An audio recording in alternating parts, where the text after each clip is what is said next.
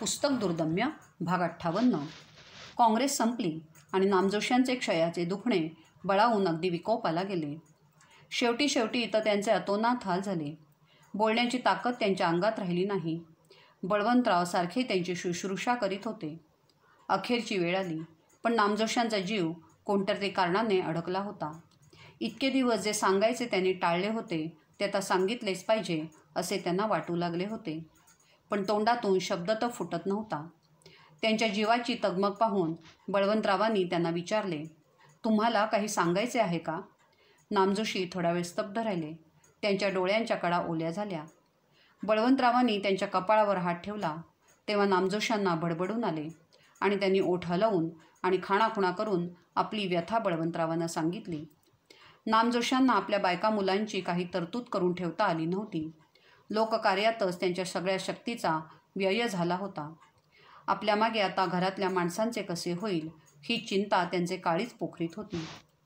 बळवंतरावांनी त्यांच्या तोंडाजवळ कान नेऊन आणि त्यांच्या चेहऱ्याकडे लक्षपूर्वक पाहून त्यांचा मनोदय ओळखला आणि ते म्हणाले, माधवराव, अहो ही चिंता तुम्ही कसली करता?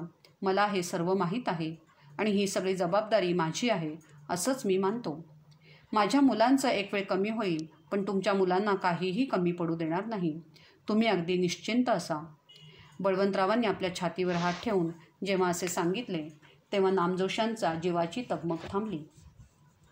त्यांच्या चेहऱ्यावर समाधान उमटले आणि त्यांनी डोळे मिटून घेतले. त्या समाधानातच मग त्यांचा अंत झाला. बळवंतरावांनी आपल्या मित्राला दिलेले हे वचन अगदी अखेरपर्यंत कसोशीने पाळले. अगदी तुरुंगात असताना देखील त्यांना नामजोशांच्या मुलांची काळजी घेतली. नामजोशी गेल्यावर बळवंतरावांना आपला उजवा हातच गळून पडल्यासारखे वाटले. सगळ्याच कामात नामजोशांची त्यांना अतिशय मदत होत असे. विशेषतः केसरी मराठ्यासाठी चटकन मजकूर तयार करून देण्यात त्यांचा हातखंडा होता. इतर कामे दुसऱ्या कोणाकडे सोपविता आली असती, पण केसरी मराठ्याचे काम बळवंतरावांच्या इतर सहकाऱ्यांना झेपण्यासारखे नव्हते. तेव्हा या कामासाठी एखादा सहकारी नेमावा अशी त्यांना गरज भासू लागली. त्यांनी याबाबतीत आपल्या काही स्नेहांना विचारले. तेव्हा गोविंदरावजी रानडे यांनी नरसिंह चिंतामण केळकर या साताऱ्याच्या तरुण वकिलाचे नाव सुचविले. नरसोपंतांना लिहिण्याची आवड होती. पुन्हा ते LLB असल्यामुळे लॉ क्लासात शिकवूही शकले असते. या तरुण गृहस्थाची आणि बळवंतरावांची साताऱ्याला नुकतीच भेट झाली होती. बळवंतरावांचा त्यांच्याविषयी अनुकूल ग्रह झाला होता. बळवंतरावांना माणसाची अचूक पारख होती. हा माणूस आपला नोकर म्हणून नव्हे तर सहकारी म्हणून देखील उपयोगी पडेल असे त्यांना वाटले आणि आपल्या नेहमीच्या सवयीप्रमाणे त्यांनी ताबडतोब तार पाठवून नरसोपंतांना बोलावून घेतले. थोड्याच दिवसात बळवंतरावांनी केळकरांना रीतसरपणे कामावर घेतले. लॉ क्लासमध्ये शिकविण्याचे 75 रुपये आणि मराठ्याचे सर्व काम पाहण्याबद्दल आणखी 60 रुपये असा पगार ठरला. 17 मार्चला केळकर पुण्यात येऊन दाखल झाले. बळवंतरावांनी त्यांना पहिल्याने आपल्या घरीच म्हणजे विंचूरकरांच्या वाड्यात राहवून घेतले आणि नंतर मग पावसाळ्यात जरी केळकरांनी आपले स्वतंत्र बिऱ्हाड केले तर ते बळवंतरावांच्या मोठ्या परिवारात जे सामील झाले ते कायमचेच. रविवारची सकाळची वेळ होती. बळवंतराव माडीवर इझी चेअरमध्ये पडले होते. जवळ 1-2 ग्रंथ पडले होते. हातात अडकित्ता सुपारी होती आणि अर्थात माणसांची ये-जा सारखी चालली होती. त्यांच्या समोरच खुर्चीवर शिवरामपंत परांजपे बसलेले होते. सार्वजनिक सभेचा कब्जा घेतल्यावर गोपाळराव गोखल्यांच्या जागी त्यांची चिटणीस म्हणून नेमणूक झाली होती. सभेच्या कामाबद्दल बोलणे करण्यासाठी म्हणून ते बळवंतरावांकडे आले होते. बळवंतराव म्हणाले, शिवरामपंत, सार्वजनिक काकांनी घालून दिलेली परंपरा आपल्याला पुढे चालवायची आहे. त्यांचं लक्ष शेतकऱ्यांकडे विशेष असे. त्यांच्या अडचणी ते सरकारपुढे मांडत असत. आपल्यालाही तेच काम पुढं चालवायचं आहे. गावोगाव हिंडून शेतकऱ्यांच्या परिस्थितीचा अभ्यास आपल्या सभेच्या वतीनं व्हायला हवा. शिवरामपंत उत्साहाने म्हणाले, कामाच्या बाबतीत आमची मंडळी मागे सरायची नाहीत. मी तर आहेच, शिवाय प्रोफेसर साठे आहेत, जालनापूरकर आहेत, आपटे आहेत, लवाटे आहेत. तुमच्याकडून इतकी तयारी आहे तर मग आपण सार्वजनिक काकांच्या पुढेच 2 पावलं गेलं पाहिजे. त्यांनी नुसते शेतकऱ्यांचे प्रश्न सरकारपुढे मांडले. आपण शेतकरी मंडळीत जागृती करून त्यांचे हक्क काय आहेत ते त्यांना सांगितलं पाहिजे. शेतकरी एकदा जागृत होऊन आपल्या हक्कांसाठी भांडायला लागला की सरकारचं धाबं दणाणल्याशिवाय राहायचं नाही. बळवंतराव आपल्या कार्याचा एक नव्या दिशेने विस्तार करायला उत्सुक झाले होते. पण शेतकरी अडाणी, देशभर पांगलेले, त्यांची चळवळ कशी काय उभी करता येईल? अहो, शेतकरी हा या देशाचा कणा आहे. तो सारा भरतो म्हणून या देशाचा कारभार चालतो. तो शेतात पिकं काढतो म्हणून इंग्रजांचा व्यापार चालतो. तो नुसता जागृत झाला तरी सरकार घाबरंघुबरं होईल. आज तो गप्प आहे म्हणून मूठभर गोरे लोक सबंध जिल्हा काबूत ठेवतात. उद्या जर तो जागा होऊन भांडायला लागला तर इंग्रज त्याला कुठे कुठे म्हणून पुरे पडणार आहेत. वासुदेव बळवंतांनी मूठभर लोक हाताशी धरून गडबड केली तेव्हा या गोऱ्या मंडळींची काय त्रेधा उडाली होती ते तुम्ही नसलं तरी मी पाहिलेलं आहे. एखाद्या कुशल सेनापतीप्रमाणे बळवंतरावांनी आपल्या युद्धाच्या योजना आखून तयार करून ठेवलेल्या होत्या. वासुदेव बळवंतांचे नाव ऐकून शिवरामपंतांना स्फुरण चढले. वासुदेवरावांनी ज्या मार्गानं उठावणी केली त्याचा अवलंब केल्याशिवाय आपल्याला या भरतभूचा उद्धार व्हायचा नाही. असल्या पोकळ वल्गनांनी बळवंतरावांना चीड येत असे. आपली ताकद किती आहे आणि कशात आहे त्याचे गणित मांडून काम करायचे अशी त्यांची पद्धत होती. अहो, या भरतभूमीचा उद्धार व्हायला अजून बराच अवकाश आहे आणि इंग्रजांविरुद्ध उठाव करणं ही काही सभेत भाषणं करण्याइतकी सोपी गोष्ट नाही. तेव्हा या कविकल्पना तुम्ही अंमळ बाजूला ठेवा. आज जरी शेतकऱ्यात थोडीशी जागृती झाली तरी कार्यभाग होणार आहे. शिवरामपंत देखील अंमळ उत्तेजित झाले. मी देखील आता स्पष्टच बोलतो. माझ्या मते तुमचं धोरण फारच सावधपणाचं आहे. इतक्या सावधपणानं वागलो तर आणखी 100 वर्ष आपल्याला डोकं वर काढायला नको. 600 श्री प्रतिवसती शिवाजींना अल्पवयातच मोठाली धाडसं केली म्हणून त्याला राज्य स्थापता आलं. बळवंतराव आरामखुर्चीत उसळले. ही शिवाजी उत्सवाची कल्पना काढल्यापासून आमच्या पक्षातला प्रत्येकजण प्रति शिवाजीच होऊ पाहतो आहे.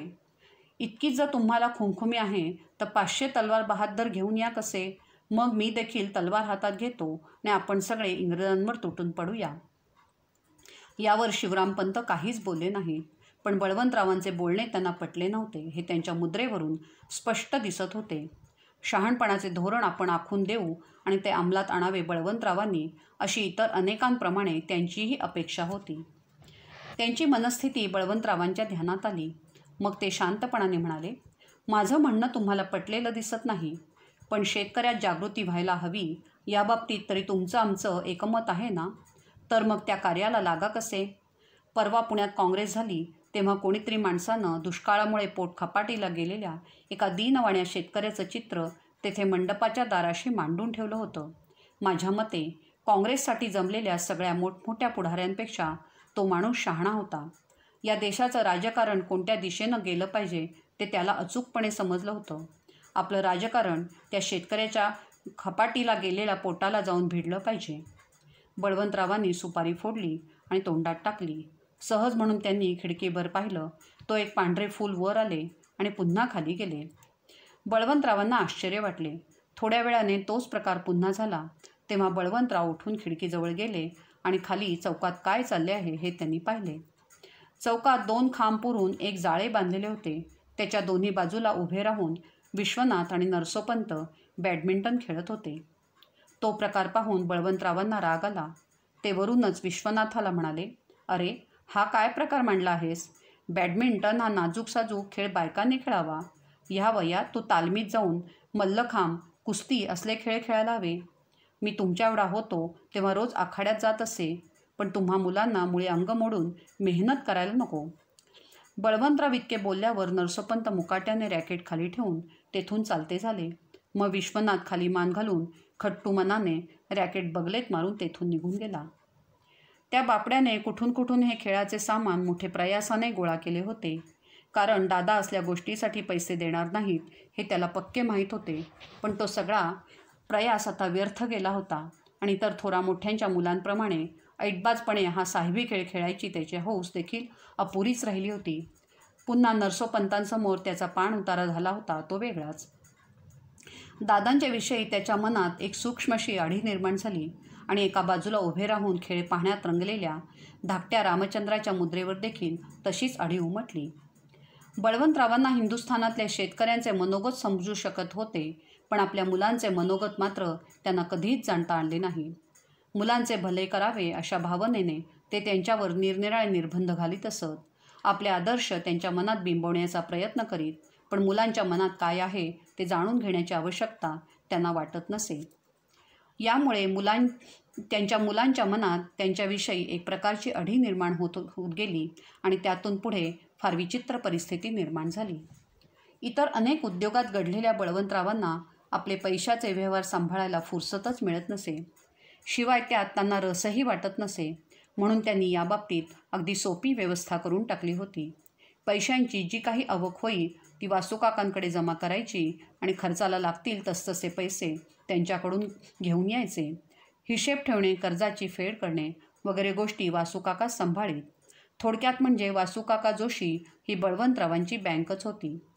फरक इतकाच होता की बँक अत्यंत चिकट स्वभावाची होती. त्यामुळे या बँकेतून पैसे काढणे अत्यंत दुरापास्त होत असे.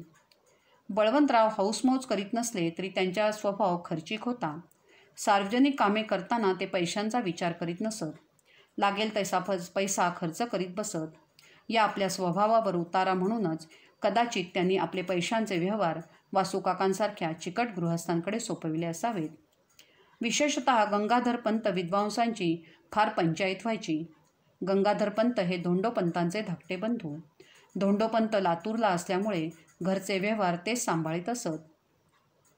बळवंतरावांनी आपले पैशांचे व्यवहार जसे वासूकाकांच्या स्वाधीन केले होते तसे घरचे व्यवहार आपल्या या भाच्याच्या स्वाधीन केले होते आणि आपले बाहेरचे उद्योग करायला ते मोकळे झाले होते. साहजिकच गंगाधर पंतांना वारंवार चित्रशाळेत पैशासाठी जावे लागे. तेथे गेल्यावर आज ये उद्या ये अशी टोलवाटोलवी करून अखेर 5 रुपये हवे असले तर 2 रुपयेच वासूकाका गंगाधर पंतांच्या हातावर टिकवीत. यामुळे आवश्यक खर्च करणे देखील अवघड होई. मुलांना देखील अनेक बाबतीत नाही नाही असे म्हणावे लागे. त्यामुळे ती असंतुष्ट असत. विश्वनाथाचं तर अनेकदा हिरमोड होई आणि कधीकधी तर खुद्द मामींना खर्चाला पैसे हवे असले तरी वेळच्या वेळी मिळत नसत. मग गंगाधर पंत खुद्द बळवंतरावांकडे तक्रार नेत आणि त्यांच्याकडून निरोप गेला म्हणजे वासूकाकांच्या हातून पैसे सुटत असत. नरसोपंत केळकरांना वासूकाकांचा हा हिसका पहिल्या पगाराच्या वेळी जाणवला. महिना होऊन गेला तरी त्यांना पगार कोणीच आणून दिला नाही. ते एक दिवस आपल्या बंधूंबरोबर काही खरेदी करण्यासाठी निघाले. तेव्हा आता पगार मागून घ्यावा आणि त्यातूनच खर्च करावा असे त्यांना साहजिकच वाटले. ते चित्रशाळेत गेले आणि वासूकाकांना म्हणाले, काका पगार देता का? बाजारात निघालो आहे. वासूकाका वर डोळे करून भुवयान आडून नरसोपंतांकडे पाहत म्हणाले, खरेदी बरेच आहे की काय? नरसोपंतांच्या ध्यानात या बोलण्यातला आशय आला नाही. ते सहजपणे म्हणाले, आहे आपली अशीच किरकोळ. तेव्हा वासूकाका आपल्या पुतण्या शंकर याचकडे वळून म्हणाले, अरे शंकर, केळकरांना 5 रुपये खर्चाला दे बरं. नरसोपंत आणि त्याचे बंधू दोघे थंडगारच झाले आणि मग नरसोपंत ते पैसे न घेता रागारागानेच बाहेर पडले. बाहेर आल्यावर नरसोपंतांचे बंधू त्यांना थट्टेने म्हणाले, ही तुझी नोकरी मोठी खाशी दिसते. पगाराची वसुली करताना जोडे फाटून अर्धा जीव व्हायचा. नरसोपंत कुर्याने म्हणाले, असल्या गोष्टी सहन करणाऱ्यांपैकी मी नव्हे. ते तडक गंगाधर पंतांकडे गेले आणि तावातावाने बोलू लागले, मी पगार मागतो आणि वासूकाका माझ्या अंगावर खर्चा करता 5 रुपये फेकतात, याचा अर्थ काय? संपादकांना आणि लॉ लेक्चररला पगार देण्याची ही कुठली रीत? मी काय चित्रशाळेत काम करणारा मजूर आहे की माझ्या अंगावर वासूकाकांनी असे 5 रुपये फेकावे? मग गंगाधर पंतांनी त्यांची समजूत काढली. अहो, आम्हालाही असाच त्रास होतो, पण करणार काय? पण ते असो, तुम्ही असं करा, यापुढे चित्रशाळेत अशा कामासाठी जाऊच नका. मीच तुमचा पगार आणून देत जाईन. पगार अमक्या एका तारखेला नक्की मिळेल अशी मला खात्री देता यायची नाही, पण यापुढे मीच काय वाटेल ते करून तुमचा पगार एक रकमी पोहोचता करत जाईन, म्हणजे झालं. नरसोपंतांनी बळवंतरावांची नोकरी इमानाने आणि दक्षतेने केली, पण आपले सत्व त्यांनी कधी सोडले नाही. बळवंतरावांच्या अनेक गोष्टी त्यांना पटत नसत, ही गोष्ट त्यांनी कधी छपविली नाही आणि बळवंतरावांच्या भोवतीभोवती वावरणाऱ्या भक्तांच्या गोतावळ्यात देखील ते कधी सामील झाले नाहीत. पण यामुळे बळवंतरावांच्या मनातून ते उतरले नाहीत. उलट बळवंतरावांनी त्यांना नेहमीच आदराने वागवले. घरातल्या मुलामाणसात मात्र नरसोपंतांसारखा करारीपणा दाखवणे शक्य नव्हते. त्यामुळे बळवंतरावांच्या घरातले वातावरण नेहमीच काहीसे उदासवाणे आणि काचलेले असे. पण माडीवर बसून सगळ्या जगाच्या उठाठेवी करणाऱ्या बळवंतरावांना या गोष्टीची फारशी दादही नव्हती.